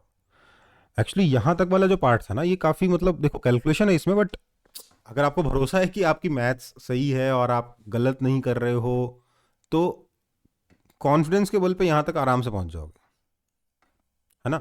डिपेंडिंग ऑन कि आपको कौन से फॉर्म में आंसर तक पहुँचने की इच्छा करी, यहाँ से आप रास्ता बदल के दूसरे आंसर तक भी पहुँच सकते हो. वैसे में क्या होता है ना, आपको ऑप्शंस मैच कराने होते हैं, इसीलिए मल्टीपल करेक्ट जो क्वेश्चंस होते हैं ना बेटा, उसमें हो सकता है एक आंसर ये दे रखा हो और एक आंसर वो वाला दे रखा हो जो जहाँ मैं पहुँचा था, है ना? सर इसमें बहुत झंझट रहता है, सबको एक चेक करना. हाँ हाँ, तो उसमें आपको ना अगर दो रास्ते दिखे दोनों रास्ते चेक चूज करने पड़ते हैं कि इससे भी जाके देखेंगे उससे भी जाके देखेंगे.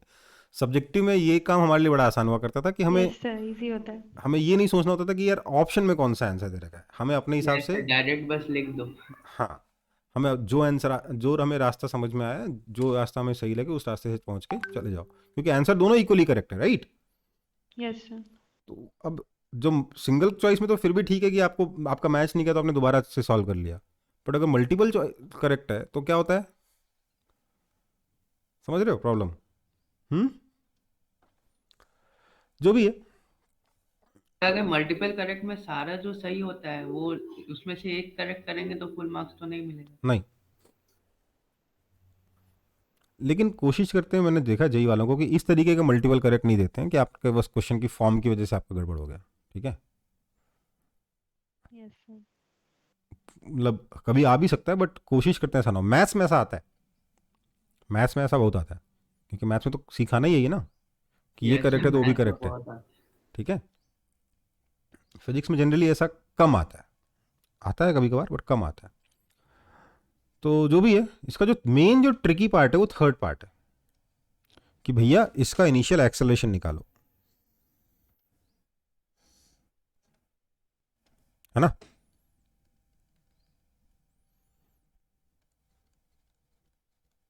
देखो इतना भी डिफिकल्ट नहीं है, ज़्यादा सोचने वाली बात नहीं है। मल्टीपल तरीके हो सकते हैं। एक जो सिंपलेस्ट तरीका है, हमको तो सिखाया गया था बहुत ही वैसा था, अजीब सा तरीका था। जो मेरे को सिंपलेस्ट तरीका स्ट्राइक कर रहा है वो ये है कि मैं इसके सेंटर ऑफ मास मैं निकालूं, इसके ऊपर फोर्स कौन कौन से लग रहा है। तो सर एक तो लग रहा है इसके ऊपर नीचे की तरफ, कौन सा फोर्स, एम जी। mg। एक लग रहा है हर जगह पे छोटा थोड़ा नॉर्मल। यस लेकिन अच्छी चीज़ ये है, ये सारे के सारे जो नॉर्मल है ना, ये सेंटर से पास हो रहे हैं कि नहीं हो रहे। Yes sir. इससे सारे नॉर्मल्स का टॉर्क अबाउट ओ कितना है, 0। 0 है ओ। और जब ये ऐसे स्लाइड कर रहा है तो इस एक्सिस के अबाउट देखा जाए तो प्योर रोटेशन कर रहा है, इस एक्सिस के अबाउट कर रहा है कि नहीं कर रहा, यस यस सर। है ना। सो मैं बोल रहा हूं torque is equal to M G into small R sine L by 2r, yes और no.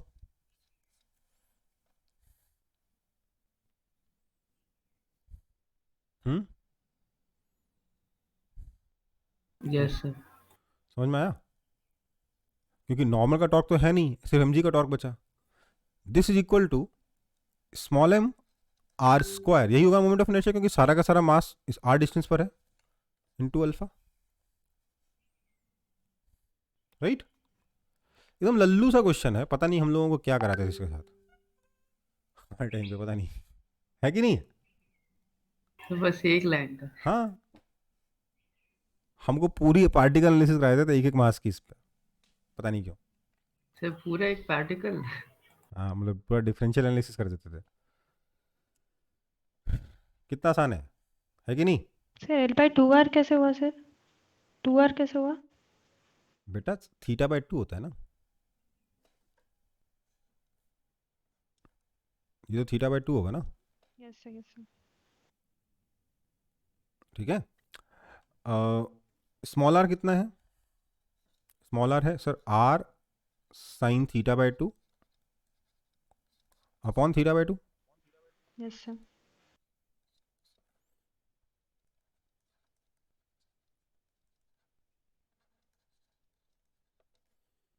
Right. So this is equal to M 2mg r square by L into sine square L by 2r is equal to M R square alpha, right. M ने M मारा, R square ने R square मार दिया, that means alpha is equal to G by L times not 2 sine square theta by 2, ये क्या होता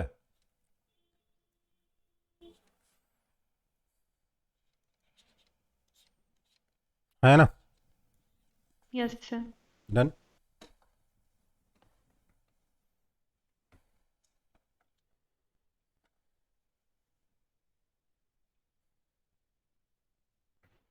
answer में ही दे रखा है। Sir R G by L, एक आर होगा एक्स्ट्रा। अल्फा में आर कहाँ से आएगा बेटा, वो टेंजेंशियल एक्सेलरेशन दे रखा है ना बेटा, पूछा है ना, उसमें आर जी वैल आएगा, मैंने अल्फा निकाला है। अच्छा हाँ, yes sir yes sir. Find tangential acceleration of the chain when the chain start yes sliding, sir. ठीक है ना।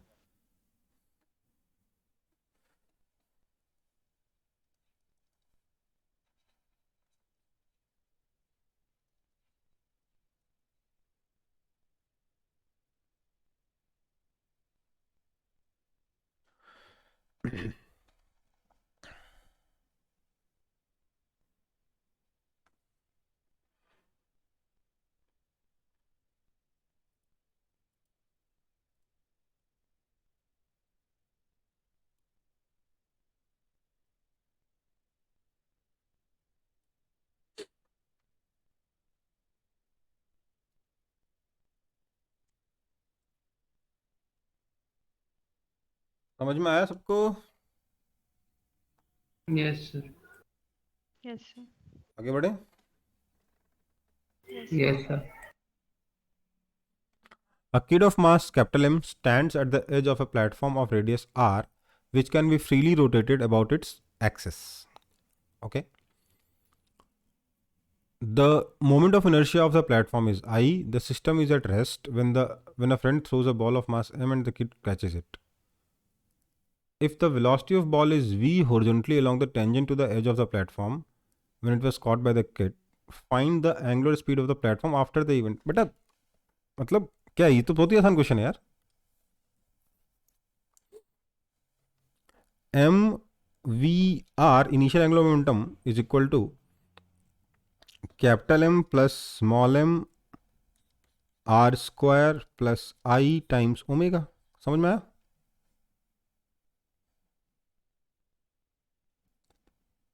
Yes Yes, sir. लल्लू क्वेश्चन है यार, इसमें क्या है ना? इतना बड़ा क्वेश्चन है, एक लाइन का आंसर है। समझ में आया?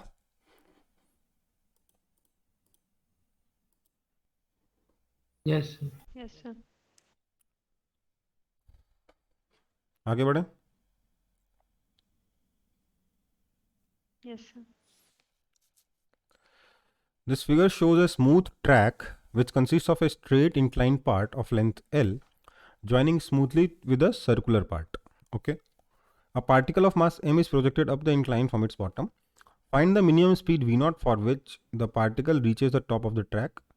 Assuming that the projection speed is 2v0 and the block does not lose contact with the track before reaching the top, find the force acting on it when it reaches the top.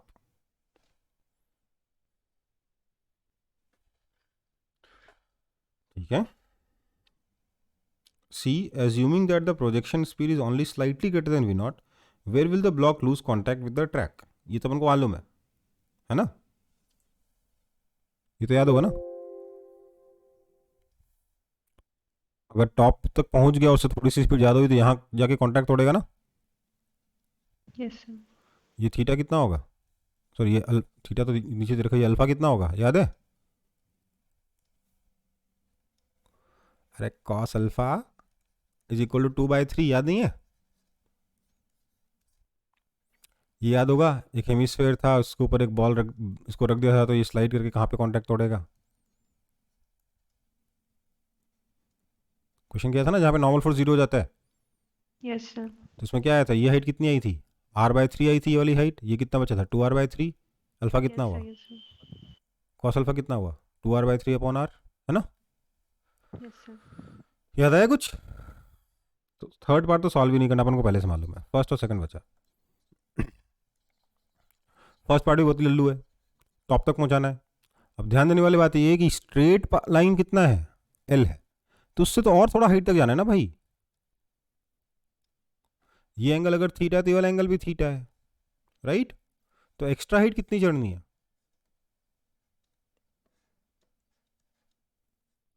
ये कितना होगा? r into 1 minus cos theta, right?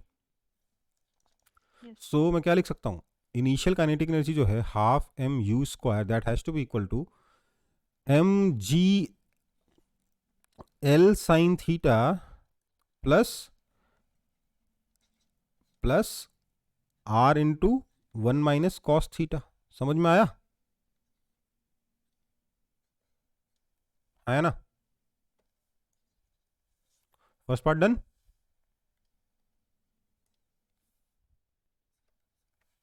समझ में आया? Yes, sir. चलिए एक और बार explain कर।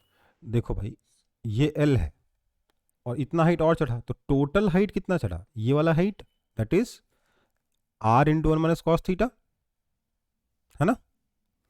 प्लस ये वाला हाइट कितना है? एल साइन थीटा, है ना? Yes, sir.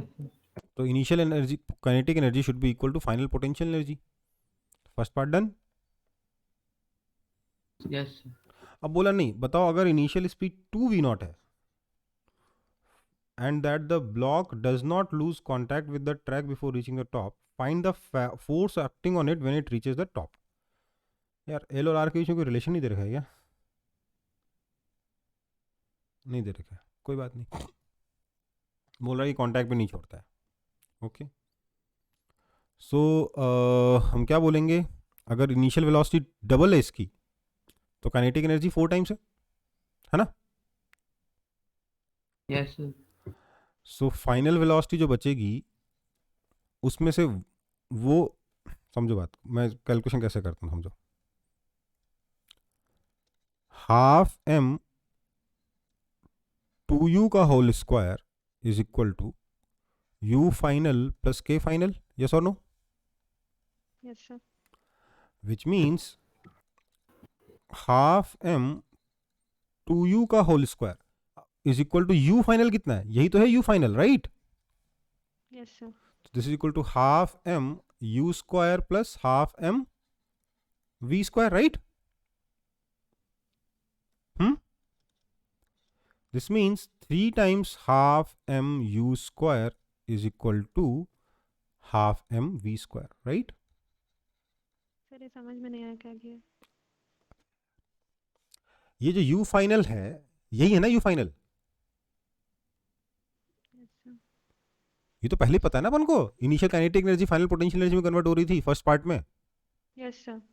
सेकंड पार्ट में उसका यूज कर लो कि u फाइनल जो है वो हाफ m यूज करके के बराबर है, तो कैलकुलेशन आसान हो जाएगी.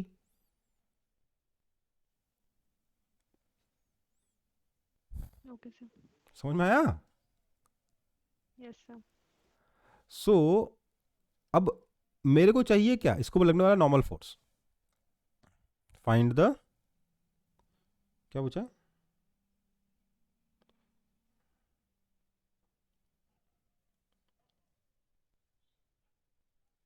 नहीं, find the force acting on it.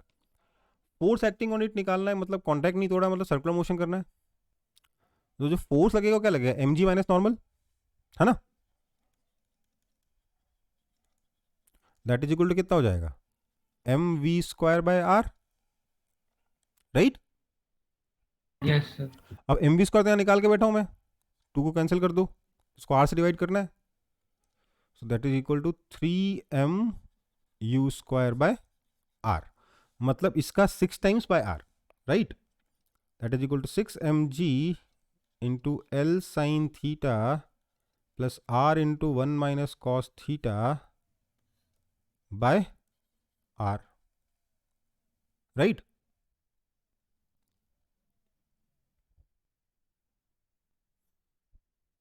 समझ में आया? थोड़ा समझा दीजिए ना सर. कहाँ पर जब ये बताओगे क्या समझ में नहीं तब तो बताऊंगा. Sir force equal to M G minus, sir आप फोर्स जब निकाल रहे हैं तो M G minus normal equal to M V square by R कैसे आ रहा है? क्योंकि यहाँ पे सर्कुलर मोशन हो रहा है टॉप मोस्ट पॉइंट पे जाके. जब ब्लॉक टॉप मोस्ट पॉइंट पे पहुंचा तो सर्कुलर मोशन कर रहा है ना भाई, कॉन्टैक्ट तो तोड़ा नहीं है, मतलब सर्कुलर मोशन कर रहा है ना? Yes sir. अगर सर्कुलर मोशन कर रहा है मतलब क्या हुआ, इसको कौन सा फोर्स चाहिए सेंटर की तरफ, सेंट्रीपिटल फोर्स. ब्लॉक पे फोर्स लग कौन कौन सा है, नीचे एम जी, ऊपर normal. So M G minus normal has to be equal to M V square by R, यही आपका नेट फोर्स है. अब क्वेश्चन के लैंग्वेज से मुझे लग रहा है ये नेट फोर्स पूछ रहा है, तो मैं एम जी माइनस नॉर्मल तो मैंने बस आपको समझाने के लिए बताया, मैं सीधे F is equal to M V square by R लिखना चाहता था. लेकिन अगर क्वेश्चन में नॉर्मल पूछ रहा है जो कि लग नहीं रहा लैंग्वेज से, तो उस केस में आप इन दोनों को इक्वेट करके नॉर्मल निकाल सकते हो, है ना? Yes sir. मेरे को ये लिखने की जरूरत नहीं थी, मैं तो बस ऐसे समझाने के लिए लिखा. अगर और आप इसी से कंफ्यूज हो गए तो अलग बात है. मैं बस इतना बता रहा हूँ कि इसके ऊपर जो नेट फोर्स लगेगा वो क्या लगेगा, इसका एक्सेलेरेशन हमें पता है वी स्क्वायर बाय आर, तो हम नेट फोर्स निकाल लेंगे M into V square by R, हो गया. यस सर, समझ गए. ठीक है, समझ में आया? Yes sir. देखो असली चीज हम लोगों ने कैलकुलेशन कहाँ बचाई, इसको 2u लिखा, इसको u final plus k final लिखा, u फाइनल फिर से कैलकुलेट करने नहीं गए, तो उससे हमारी कैलकुलेशन बहुत बच गई, क्योंकि u फाइनल हम ऑलरेडी यहाँ कैलकुलेट कर चुके हैं और हमें ये पता है कि हाफ एम यू स्क्वायर के बराबर है. देखो इतना ध्यान रखो, जब आपने वेलोसिटी को डबल की तो आपने काइनेटिक एनर्जी को 4 टाइम्स कर दिया, राइट? Yes sir. और किसके मुकाबले 4 टाइम्स कर दिया? उस क्रिटिकल काइनेटिक एनर्जी के मुकाबले जिस काइनेटिक एनर्जी से ऊपर पहुंच रहा था। तो ऊपर पहुंचने में अभी भी उस काइनेटिक एनर्जी का लॉस होगा, तो बचेगा कितना? 3 टाइम्स। तो इसका 3 टाइम्स काइनेटिक एनर्जी जो है वो बच जाएगा, हाँ या ना? Yes sir. ये तो आपको एक्सप्लेन करने के लिए इतना लिखा, मैं तो खुद सॉल्व करता हूं, डायरेक्ट ये लिखता हूं, ठीक है? समझ में आई बात?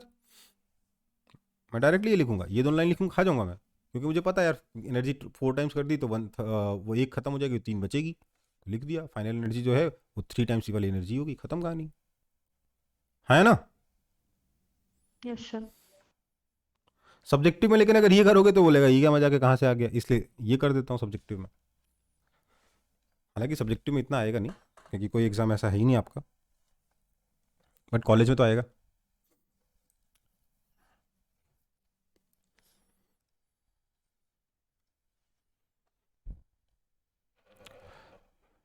आगे बढ़े।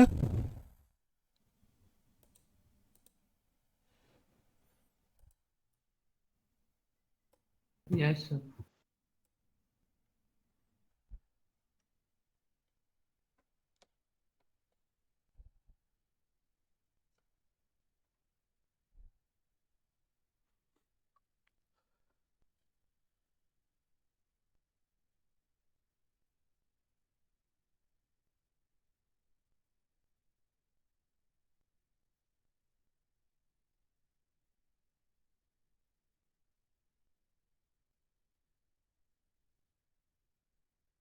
सर हो गया कॉपी? हो गया। चलो अगला क्वेश्चन देखते हैं। ये क्वेश्चन दिखने में काफ़ी अच्छा लग रहा है। अ बॉय इज स्टैंडिंग, मतलब उतना डिफिकल्ट नहीं है, अच्छा लग रहा है, मुझे कह रहा हूँ। A boy is standing on a platform which is free to rotate about its axis. Okay, the boy holds an open umbrella in his hand. The axis of the umbrella coincides with that of the platform. Okay, the moment of inertia of the platform plus the boy system is itna, and that of the umbrella is itna. The boy starts spinning the umbrella about the axis at an angular speed of 2 revolutions per second with respect to himself. Find the angular velocity imparted to the platform. Okay, चलो, ये हमारे पास एक platform है,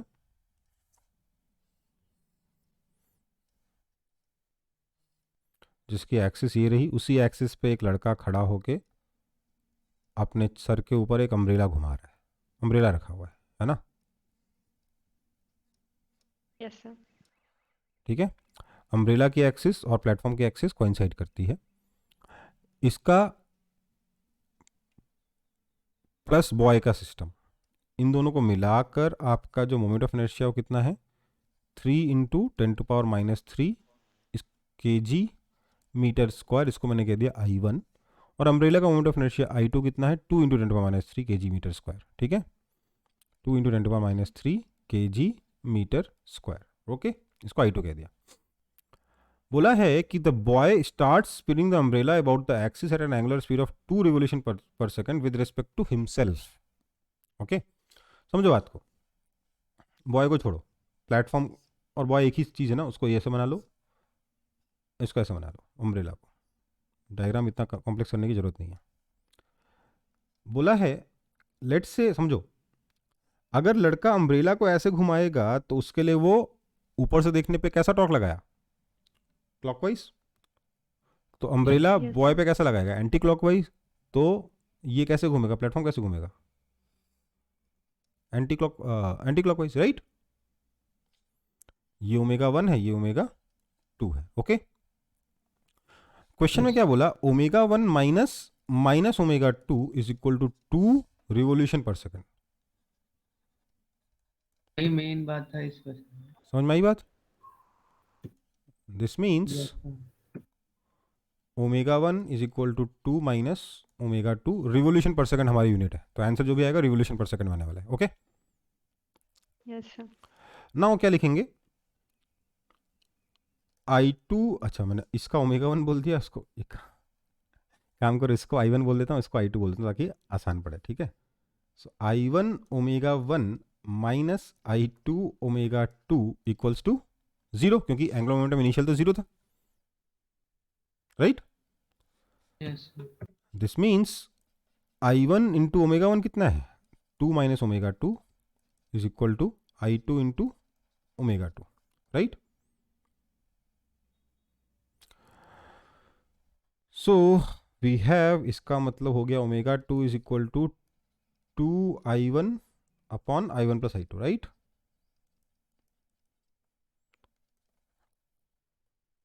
सो 2 तो revolution per second था, I1 2 upon 5 into 2, तो 4/5 revolution per second. समझ में आया? सर यहाँ पे नेट टॉर्क 0 होगा पूरा सिस्टम का? बाहर से कौन टॉर्क लगा रहा है? कोई है क्या? सर कोई नहीं। तो फिर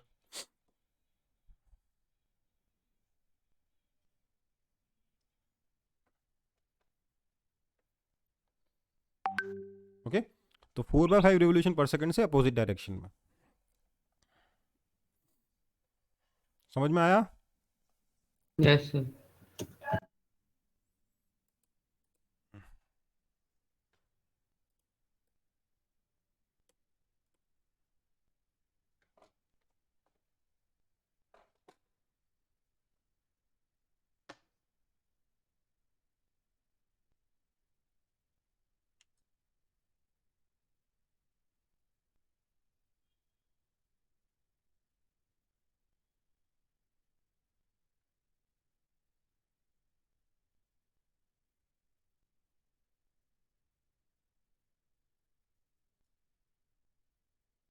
हो गया?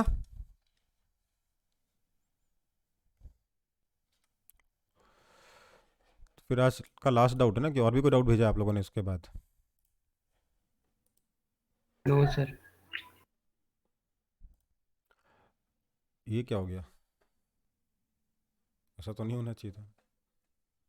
रुको एक सेकंड, ऐसा बहुत पहले से हो रहा है? पीछे का बैकग्राउंड में लगता है तूफान आ गया। रुको, अभी तुरंत ठीक हो जाएगा।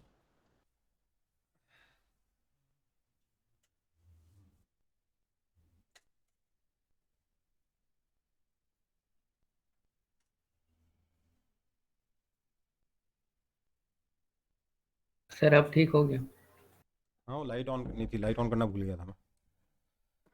चलो आगे बढ़े। Yes sir. Yes sir.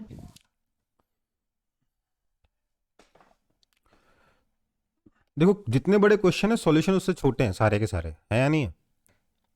Yes sir. और ये वो क्वेश्चन है जो आपसे नहीं बने, राइट?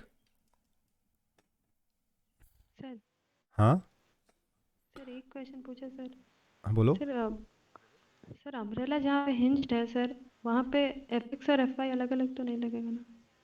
बेटा एफएक्स एफआई लगा ही नहीं, हम तो टॉर्क लगा रहे हैं यार, घुमा रहे हैं ना उसको, मूव थोड़ा करा रहे हैं।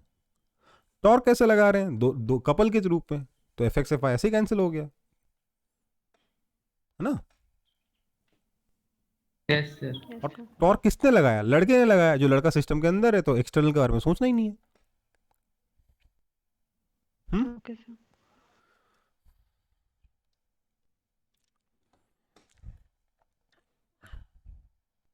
Suppose the platform of the previous problem is brought to rest with the ball in hand of the kid standing on the rim. अच्छा, ये मतलब उसके पिछले वाला क्वेश्चन है, ठीक है?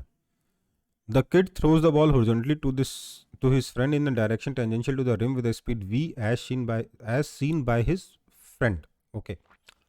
Find the angular velocity with which the platform will start rotating. ध्यान दीजिएगा, लड़के ने जो फेंका ना बॉल, वो लड़के के रिस्पेक्ट में उसकी स्पीड v नहीं है, बल्कि ग्राउंड के रिस्पेक्ट में v है।